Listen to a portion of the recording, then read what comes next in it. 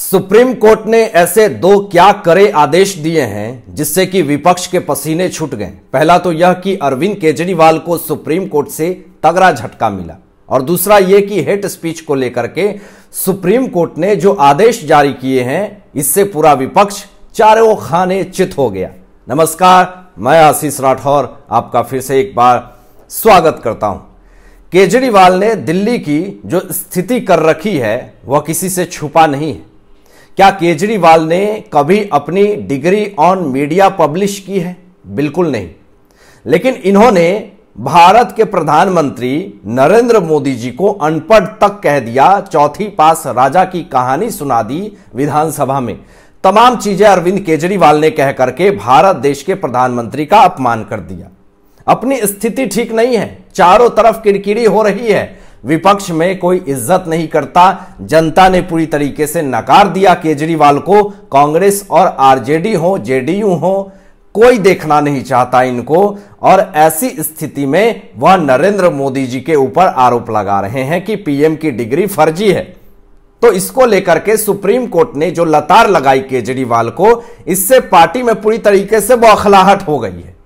Supreme court ने दोस्तों केजरीवाल की उस याचिका पर विचार करने से इनकार कर दिया है जिसमें उन्होंने प्रधानमंत्री नरेंद्र मोदी की डिग्री के बारे में उनकी टिप्पणी पर गुजरात विश्वविद्यालय द्वारा दायर आपराधिक मानहानि की कार्रवाई पर रोक लगाने के हाईकोर्ट के आदेश को खारिज कर दिया। अब बड़ी खबर यह है कि गुजरात हाईकोर्ट द्वारा आरटीआई अधिनियम के तहत मोदी की डिग्री के बारे में जानकारी प्रदान करने के मुख्य सूचना आयुक्त के आदेश को रद्द करने के बाद गुजरात यूनिवर्सिटी के रजिस्ट्रार पीयूष पटेल ने केजरीवाल और संजय सिंह के खिलाफ उनकी टिप्पणी पर मानहानि का मामला दायर किया था। दोस्तों, दूसरी बड़ी खबर यह कि हेट स्पीच को लेकर के सुप्रीम कोर्ट से आई है बहुत बड़ी खबर, बहुत बड़ा मामला है। विपक्ष का पसीना छूट गया है। हेट स्पीच पर सुप्रीम कोर्ट ने साफ कहा है कि इसे रोकने के लिए 2018 में जारी की गई गाइडलाइंस का ही पालन कराएंगे। कोर्ट ने 7 जुलाई 2018 को हेट स्पीच पर रोक लगाने के लिए गाइडलाइन जारी की थी। इसमें राज्य और केंद्र शासित प्रदेशों को इस तरह की गतिविधियों पर नजर रखने के लिए जिलों में नोडल अफसर तैनात करने को कहा था। अब कोर्ट ने केंद्र से 3 हफ्ते में राज्यों से इसका विवरण जुटाने को कहा है। सुप्रीम कोर्ट ने केंद्र से कहा अगर 3 हफ्ते में जानकारी नहीं मिलती है तो सुनवाई की अगली तारीख पर बताएं। अब न्यायमूर्ति संजीव खन्ना और भट्टी की बेंच ने कहा कि उसने सुप्रीम कोर्ट से जारी 2018 की गाइडलाइन का अध्ययन किया है, उसके विचार में कुछ और पॉइंट्स को जोड़ने की आवश्यकता है। बेंच ने कहा कि 2018 की गाइडलाइन काफी डिटेल में है, हम इसमें कुछ जोड़ेंगे जरूर लेकिन घटाएंगे कुछ भी नहीं। ऐसे क्राइम रोकने के लिए संवेदनशील इलाकों में सीसीटीवी कैमरे लगाए जा सकते हैं। कोर्ट कई याचिकाओं पर सुनवाई कर रहा था जिसमें अलग अलग राज्यों में हेट स्पीच पर रोक लगाने के निर्देश देने की मांग की गई थी। हरियाणा के नूह और गुरुग्राम में हाल ही में हुई सांप्रदायिक हिंसा के बाद मुसलमानों की सामाजिक और आर्थिक बहिष्कार का आह्वान करने वाले संगठनों के खिलाफ कार्रवाई की मांग भी शामिल थी। दोस्तों, अब बड़ी खबर यह कि 18 अगस्त को भी मामले की सुनवाई हुई थी। तब कोर्ट ने कहा था हमें बिहार में जातिगत जनगणना से जुड़े मुद्दे पर सुनवाई करनी है। अब हेट स्पीच के मामले पर पिछली सुनवाई 11 अगस्त को हुई थी। तब कोर्ट ने केंद्र सरकार को ऐसे मामलों से निपटने के लिए एक कमेटी बनाने का आदेश दिया था। कोर्ट ने कहा था हेट स्पीच और हेट क्राइम पूरी तरह से अस्वीकार्य है, भविष्य में ऐसी घटनाएं ना हो इसके लिए मैकेनिज्म बनाना जरूरी है।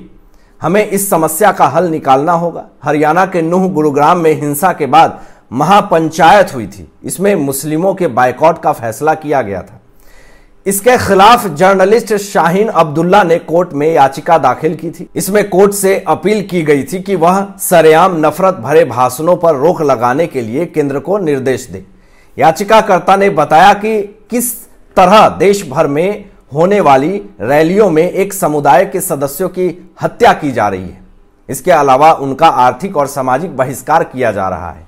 सुप्रीम कोर्ट ने अप्रैल 2023 में हेट स्पीच के मामले में राज्यों और केंद्र शासित प्रदेशों को तुरंत एक्शन लेने का निर्देश दिया था। दोस्तों, कोर्ट ने कहा था जब भी कोई नफरत फैलाने वाला भाषण देता है तो सरकारें बिना किसी शिकायत के एफआईआर दर्ज करें। हेट स्पीच से जुड़े मामलों में केस दर्ज करने में देरी होने पर इसे अदालत की अवमानना माना जाएगा। कोर्ट ने कहा था कि हेट स्पीच एक गंभीर अपराध है जो देश के धर्मनिरपेक्ष ताने बाने को प्रभावित कर सकता है। हम धर्म के नाम पर कहां पहुंच गए हैं, यह दुखद है। न्यायाधीश गैर राजनीति है और उन्हें पार्टी ए या पार्टी बी से कोई सरोकार नहीं है। उनके दिमाग में केवल भारत का संविधान है। हेट स्पीच मामले में जो सुप्रीम कोर्ट का एक्शन दिख रहा है, केंद्र सरकार का जो कड़ा एक्शन दिख रहा है, इससे विपक्ष पूरी तरह से बौखला गई है। सुप्रीम कोर्ट ने हेट स्पीच को लेकर के एक और बड़ा बयान दिया। सुप्रीम कोर्ट ने कहा कि जिस दिन राजनीति और धर्म अलग हो जाएंगे उसी दिन नफरती भाषण बंद हो जाएंगे। लेकिन सुप्रीम कोर्ट के इस बयान के बाद क्या आपको लगता है कि राजनीति और धर्म अलग हो जाएंगे? क्योंकि राजनीति अपने स्तर से काम कर रही है और धर्म अपने स्तर से काम कर रहा है। अगर राजनीति अलग हो जाएंगे और धर्म अलग हो जाएंगे तो फिर राजनीति और सत्ता नहीं चलेगी। लोग राजनीति की आड़ में छुप करके धर्म का चोंगा ओढ़ करके सत्ता में बने रहना चाहते हैं। भले सुप्रीम कोर्ट के कड़े आदेश, केंद्र सरकार के कड़े निर्णय हो हेट स्पीच को लेकर के, लेकिन फिर भी गोदी मीडिया हो या फिर राजनीति के बड़े नेता, मंत्री, विधायक, तमाम लोग हेट स्पीच को ही अपनी राजनीति में बने रहने का एकमात्र साधन समझते हैं। अगर सुप्रीम कोर्ट ने हेट स्पीच को लेकर के कड़े आदेश दिए हैं तो इससे नेता लोगों को समझ में आनी चाहिए कि मैंने सुप्रीम कोर्ट का आदेश पालन नहीं किया तो मुझे जेल में डाल दिया जाए। लेकिन आज सत्ता के इतने ज्यादा लोभी हो गए हैं नेता, मंत्री, विधायक कि देश में आक्रोश फैले तो फैले, लेकिन हमारी राजनीति की रोटी सेकी जानी चाहिए।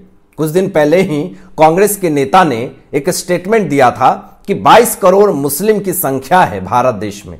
अगर 1 करोड़ मुस्लिम मर भी जाएं तो कोई गम नहीं, हम इतना अपमान नहीं सहेंगे। तो अगर ऐसे स्टेटमेंट दिए जाएंगे तो फिर भारत देश में शांति कहां से आएगी? और सुप्रीम कोर्ट ने जब हेट स्पीच पर रोक लगाई है तो फिर ऐसे स्टेटमेंट आते क्यों हैं?